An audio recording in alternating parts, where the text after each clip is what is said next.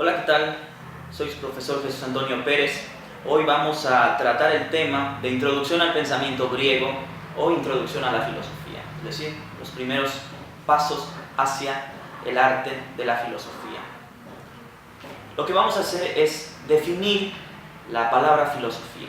La palabra filosofía deriva, ¿sí?, de dos vocablos griegos. Uno es philos, que significa amor, y el otro es Sofia, que significa sabiduría. Pero la palabra philos tiene un significado particular en la Grecia clásica, y es el hecho de que la palabra philos va orientada hacia el apetito, es decir, al deseo de entregarse a aquello que se busca, ¿sí?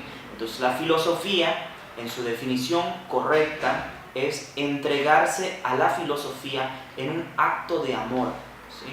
Se ha dicho mucho, y esto se conoce, que es muy común, que pertenece al inconsciente colectivo, que la filosofía es amor a la sabiduría. Sí, es un amor a la sabiduría, pero es un amor en donde se entrega a ese amor, ¿sí?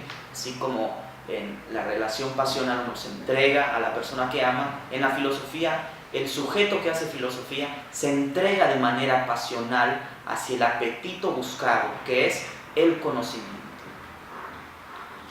Bueno, la filosofía nace, según la tradición, con Tales y con Anaximandro. Ahí nace la filosofía, ¿sí? La filosofía nace también alrededor de una civilización griega, que es una cultura que ha predominado el hecho de que tienen gobernantes y tienen gobernados. Esto quiere decir que hay política, ¿sí? Política del griego polis, que significa pueblo, es decir, decisiones para el pueblo, ¿sí?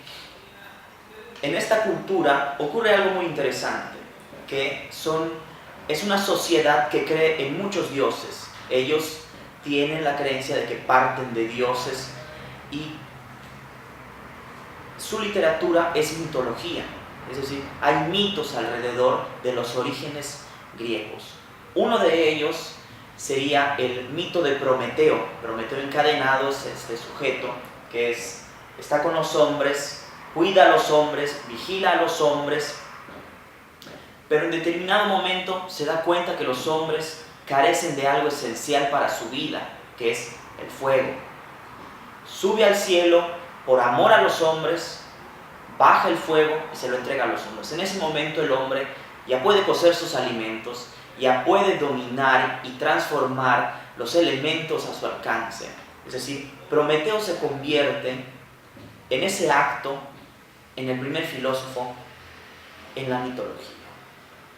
La filosofía, en el desarrollo de la sociedad griega clásica, es un cuidarse de sí. Este cuidarse de sí se puede definir con el hecho de que la filosofía no era una disciplina a la que se escogía adherirse, sino que la filosofía era un modus vivendi, es decir, era un modus de vida, ¿sí? Era un hábito, ¿sí?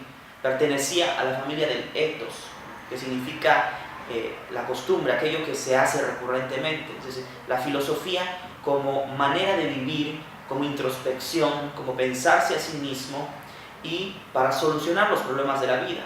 Hoy el cuidarse de sí significa cuídate de las cosas que están afuera, cuídate de la delincuencia, cuídate de los hechos que ocurren a tu alrededor.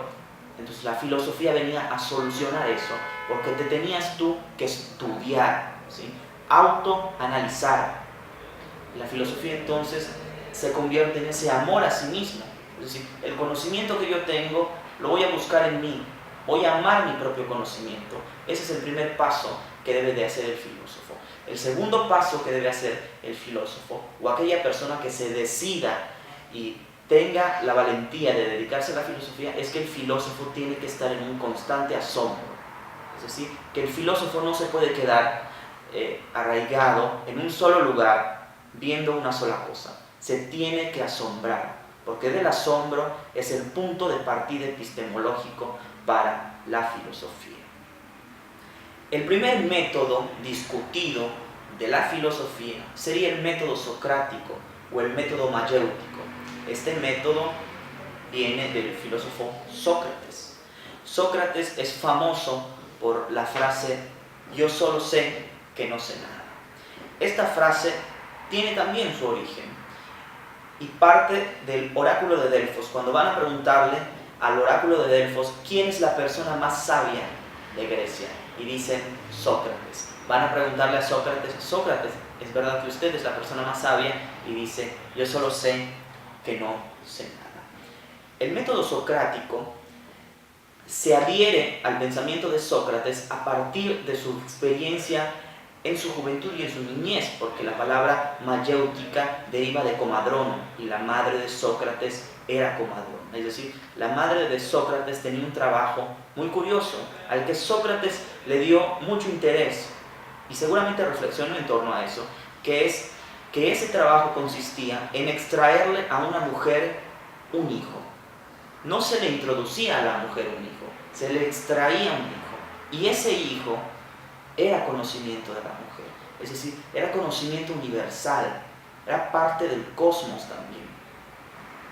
Para eso Sócrates crea el método en donde yo no voy a introducir el conocimiento a los jóvenes, el conocimiento está en los jóvenes, hay que sacarles ese conocimiento, hacerles frente a ese conocimiento, y a partir de que se dan cuenta que ellos son sujetos cognoscentes, es decir, sujetos que pueden pensar y que tienen esa capacidad para mejorarse a sí mismos, aprendiendo, es cuando el sujeto está en total disposición, no solo para poder aprender más, sino para poder enseñar, ¿sí? Entonces Sócrates lo que hacía es, llevaba a sus alumnos, los ponía en círculo, de ahí el famoso círculo socrático, y lanzaba una pregunta al aire. Esa pregunta, alguno la contesta. Sócrates lo que hace es preguntar directo a la pregunta, a la respuesta de su alumno. Y esa respuesta va a dar otra pregunta por parte del maestro, por parte de Sócrates. Y en determinado momento el ciclo de pregunta-respuesta, se va a convertir más en una filosofía de la interrogación, ¿sí? La mayéutica o dialéctica socrática se basa en el hecho de que hay más preguntas que respuestas. Y si en una filosofía o en un pensamiento hay más preguntas que respuestas, lo que hay es más interés, no más sabiduría o más ignorancia, sino que hay más interés. Y ese interés lo que hace es impulsar al sujeto que está pensando, que está reflexionando y que está tratando de responder a una interrogante, ¿sí?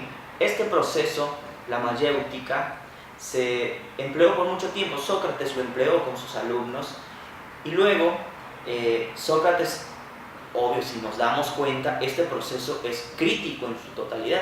Los alumnos de Sócrates eran muy críticos y la sociedad, obvio, tenía una estructura. Los alumnos empezaron a hacer algo muy interesante, empezaron a pensar por sí mismos.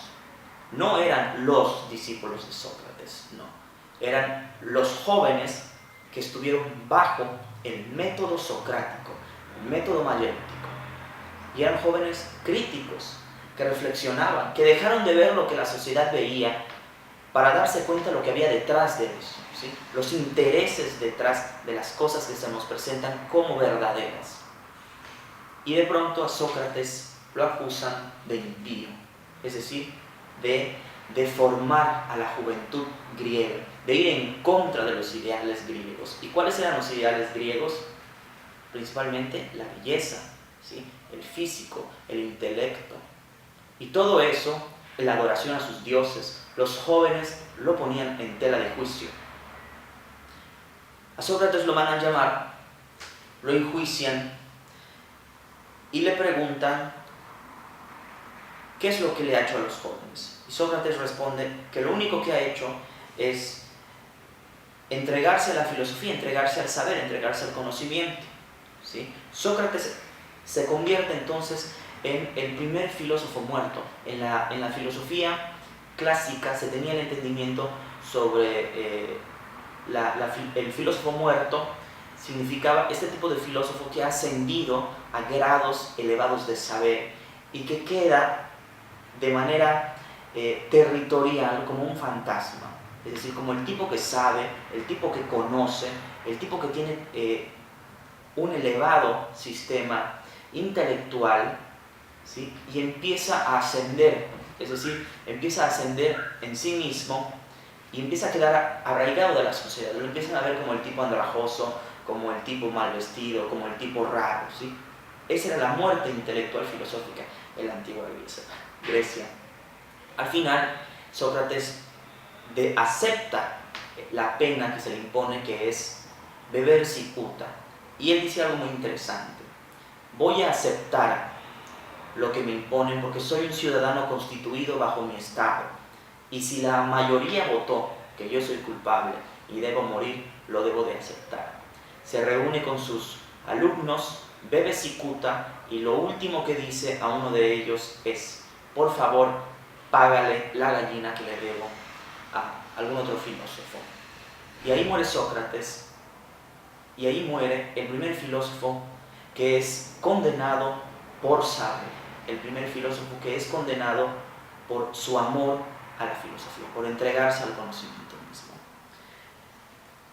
Y bueno, la tarea que ustedes tienen sería hacernos las preguntas filosóficas y tratar de responderlas, filosofar, ver nuestro exterior, ¿sí? Vamos a responder 3 preguntas. ¿Qué es todo aquello que está allá afuera? ¿Sí? ¿Por qué hay cosas y no más bien nada? Y la tercera, ¿qué es el ser hoy en día para mí? La lección del día termina aquí con Sócrates. Más adelante nos vamos a adentrar más en el mundo de la filosofía, que es muy interesante. Vamos a ver otros temas, vamos a ver otros métodos, vamos a conocer otros filósofos y, por supuesto, vamos a tener la posibilidad de pensar por nosotros mismos. Nos vemos en la próxima lección.